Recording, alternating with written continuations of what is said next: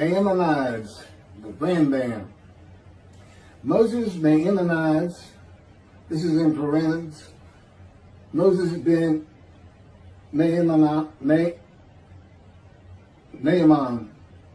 known in rabbinical literature as Rambam, from the acronym Rabbi Moses Ben Maimon, from 1135 to 1204. A rabbinic authority, codifier, philosopher, and royal physician. The most illustrious figure in Judaism in the post-talmudic era, regarded by many of the greatest Jewish philosopher of the Middle Ages, and one of the greatest of all time. He was successful in bringing four cultures, Greco-Roman, Arab, Jewish, and Western, together in one person, and in doing so remains one of the most influential religious philosophers of the intellectual world. His teaching influences other faiths as well as Jews. However, it is his commentary on Jewish texts that mark him out as one of the most influential and important Jews in history. He wrote 3 major essays on Jewish law, the most famous being The Guide for the Perplexed, and each of them is still regarded as hugely important in Jewish philosophy. This monumental work laid the foundation for all subsequent Jewish philosophic inquiry known as Chakirah, and stimulated centuries of philosophical Jewish writing. His large 14 volumes work, Mishneh Torah, to date holds canonical authority in regard of the codification of Talmudic law. That was from the Jewish Virtual Library on the internet, the Famous People, and the BBC. Rambam says in chapter 12, paragraph 2 of the laws concerning King Moshiach, our sages taught there will be no difference between the current age and the era of Moshiach, except our emancipation from subjugation to the Gentile kingdoms. The simple meaning of the words of the prophets appears to imply that the war of Gog and Magog will take place at the beginning of the Messianic age. Before the war of Gog and Magog, a prophet will arise to rectify Israel's conduct and prepare their hearts for the redemption, as it is written. Before I go any further, there will be no war of Gog and Magog. Period. I am Moshiach. This is the the era of Moshiach. And in addition, I'm not here to rectify Israel's conduct.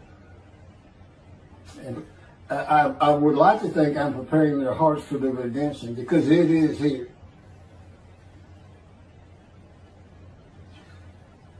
This is from Malachi chapter 3, verse 23. Behold, I am sending you Eliyahu, which is Elijah, before the advent of the great and awesome day of God. He will not come in order to declare the pure impure, nor to declare the impure pure. Nor will he come in order to disqualify the lineage of those presumed to be of flawless descent, nor to validate lineage which is presumed to be blemished. And I agree. Rather, he will come in order to establish peace in the world. As the above prophecy continues, Malachi 3, verse 24, he will bring back the hearts of the fathers to the children. And that is incorrect. I don't come here to bring peace or have the world come to peace. or to establish peace in the world. No one can do that. Humanity will never be at peace. It's just not what man is. It's not how things have ever worked. Elijah does not come to establish peace in the world. And again, God dictated this to me. I didn't come up with all this on my own.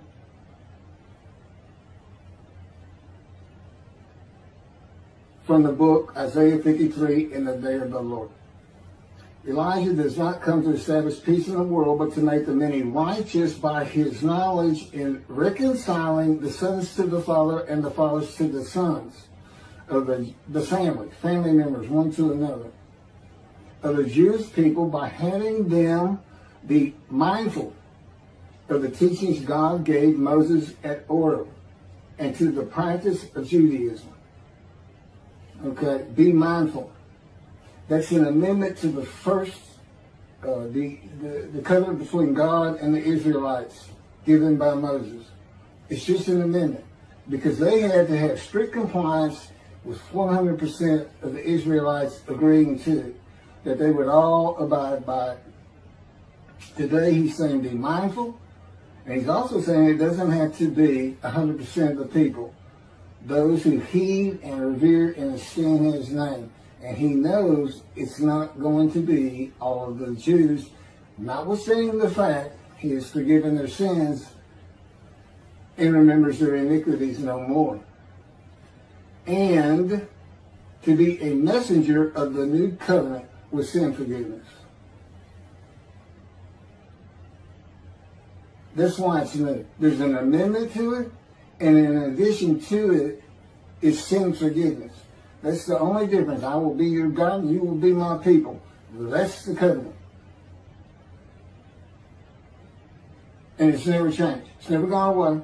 It's new only in the sense that there's been an amendment to it, and in addition to it, and it's a ratification and confirmation of the covenant at Mount Sinai. Or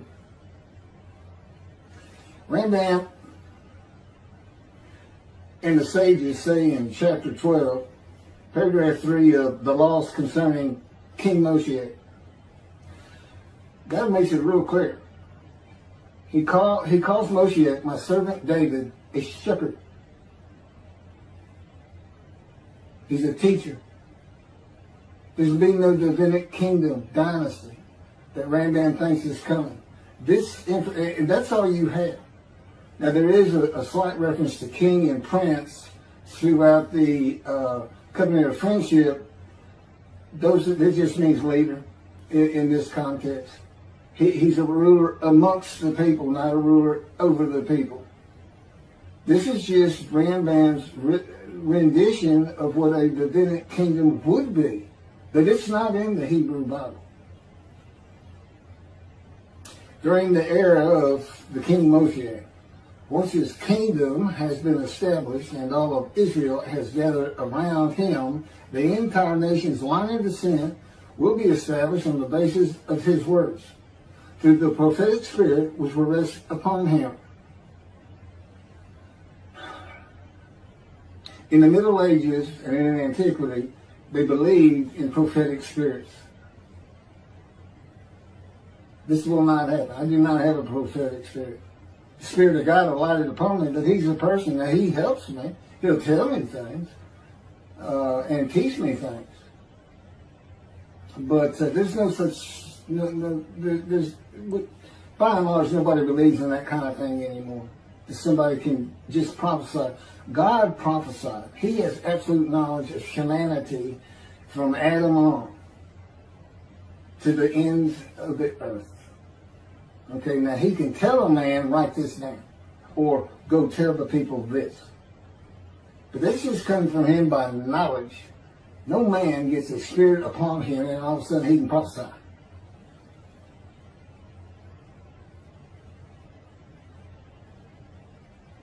So no, the entire nation's line of descent is not going to be established by anybody, including not myself, and I am Moshiach, or God himself. So that's just not going to happen.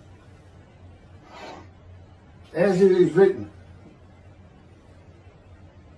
he shall sit as a refiner and purifier. He will purify the lineage of the Levites first, stating that this one is a priest of defined lineage, and this one is a Levite, a divine lineage. Rambam basis for this belief is a verse in the book of Ezra, chapter 2, verse 63. The governor said to them, they shall not eat of the most holy things until a priest arises who will wear the yum and the tamim.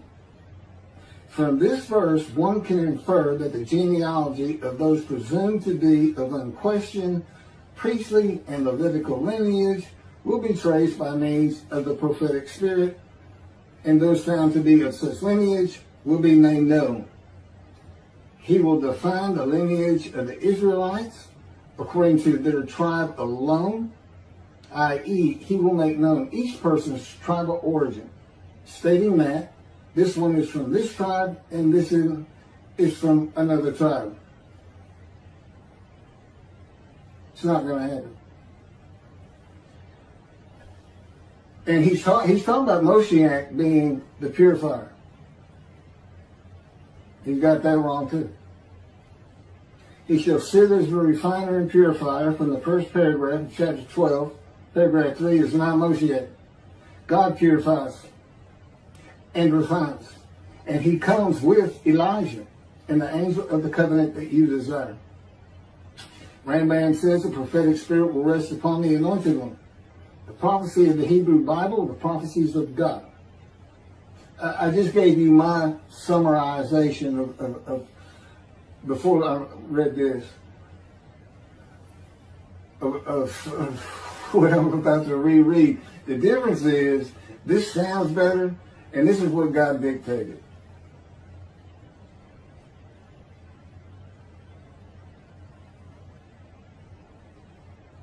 The prophecy of the Hebrew Bible, the prophecies of God. David does not have a prophetic spirit. While prophetic spirits were a common belief in the ancient age and Middle Ages, that is not true for the age of reasoning and information.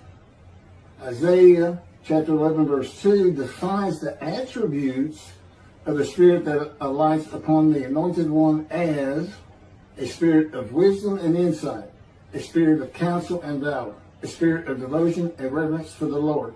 There is nothing regarding a prophetic spirit. And even that, it's just what the Spirit of God lit upon me, and he has all these attributes, and they teach me, and they tell me as I speak to people how to do and how to be. But a spirit didn't just alight upon me in and of itself. And within God's spirit is God himself, his very presence, his mind. You know, it's a hard concept because Judaism's never taught it, but it's in Ezekiel. I don't recall the chapter and verse, but God told Ezekiel, get up upon your feet.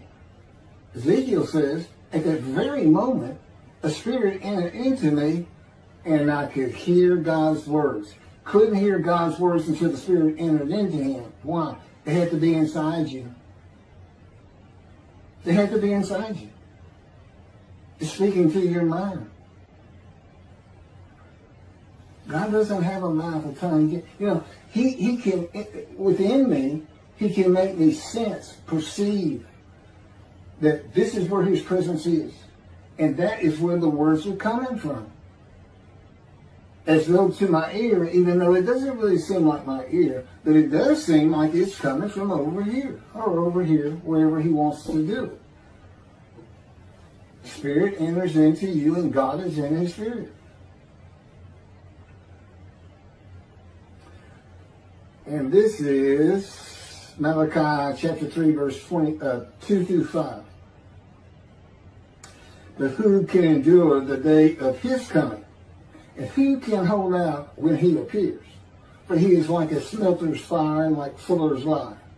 He shall act like a smelter and purger of silver. And he shall purify the descendants of Levi and refine them like gold and silver. So they shall present offerings in righteousness.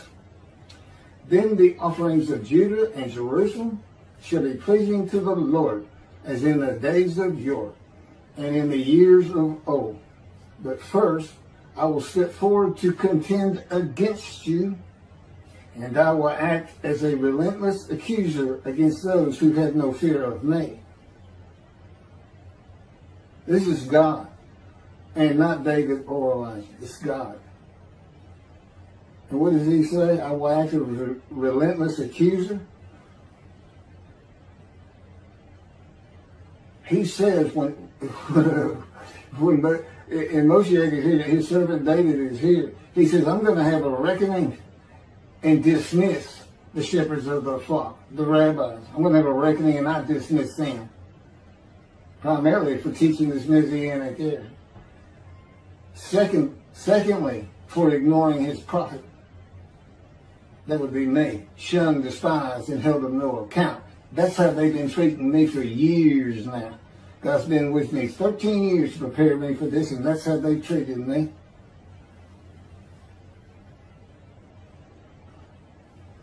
In Hebrew writing, it is common to express the same idea twice. Okay, God's telling me to move on. I don't need to hear that. It just had to do with smelting and this and that. In Malachi 1 and 2, the priesthood has been defiled. They offered polluted offerings. They had turned from God, refused to listen to him, and they profaned God's covenant. They disregard God's ways. This is in quotes from Ezekiel. Well, it's in quotes anyway. Those who have no fear of me would be the priestly tribe of the Levites, and not pertaining to genealogy or tribal lineage, but to Ezekiel 34. Thus said the Lord God, I'm going to deal with the shepherds. I will demand a reckoning of them for my flock, and I will dismiss them from tending my flock. It's Ezekiel chapter 34, verse 10. Then I will appoint a single shepherd over them to tend them, my servant David. Again, that's Moshiach. He shall tend them. He shall be a shepherd to them. Not a king. I, the Lord, will be their God. My servant David shall be a ruler among them. I, the Lord, have spoken, and I will grant them a covenant of friendship. Malachi chapter 3, verse 3 says that he shall purify the descendants of Levi and refine them like gold or silver, so that they shall present offerings in righteousness. This would be those rabbis who accept the words of the prophets of God as interpreted in this day of reasoning and information, and not as interpreted in the ancient age and middle age. You want to be purified. If you want to get out from under the dismissal, you're going to have to learn everything God dictated to me in Isaiah 53 in the day of the Lord, and the second book, the life of God's righteous servant of Isaiah 53, which is my life.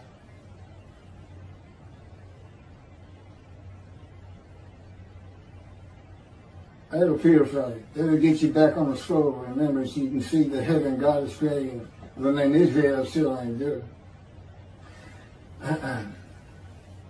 The era of redemption, restoration, and exaltation versus the day of the Lord, as found in the book. Rambam and the sages interpreted it as a prophecy that Moshiach, with a prophetic spirit, will determine the lineage of the priests and Levites from a verse in the book of Israel. I've covered this. Anyway, the governor said to them, they shall not eat of the most holy things until a priest arise who will wear the Urim and Thummim. This has nothing to do with genealogy of Levites today, or purification and refining, or a prophetic spirit on Moshiach. This is not a prophecy of a high priest arising. And it is not Moshiach, but an answer to those that could not prove they were Levites. when the verse is put into its proper context. This is Ezra, chapter 2, verses 61 through 63. Of the sons of the priests, the sons of Habiah, the sons of Hakuz, the sons of Barzillai, who had married a daughter of Barzillai and had taken his name. These searched for their genealogical records, but they could not be found. So they were disqualified for the priesthood.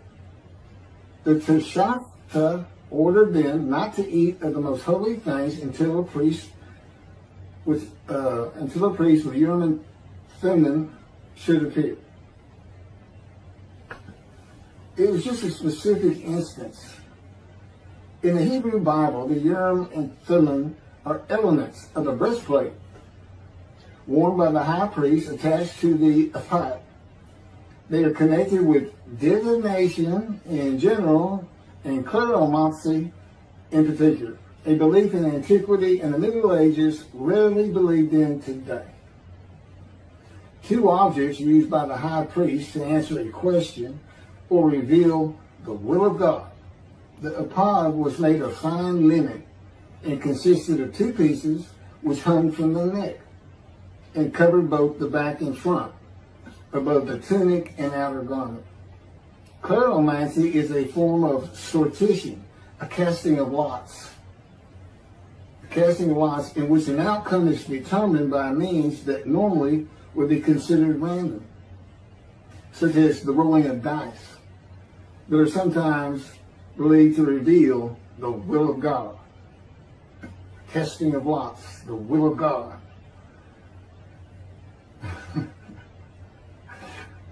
This is not believed in today. Ezra is not a book of the prophets. Chakirah was not a prophet and did not speak the words of God. Few people believe in divination and cleromancy today, matters and things of the Hebrew Bible written for an era gone by.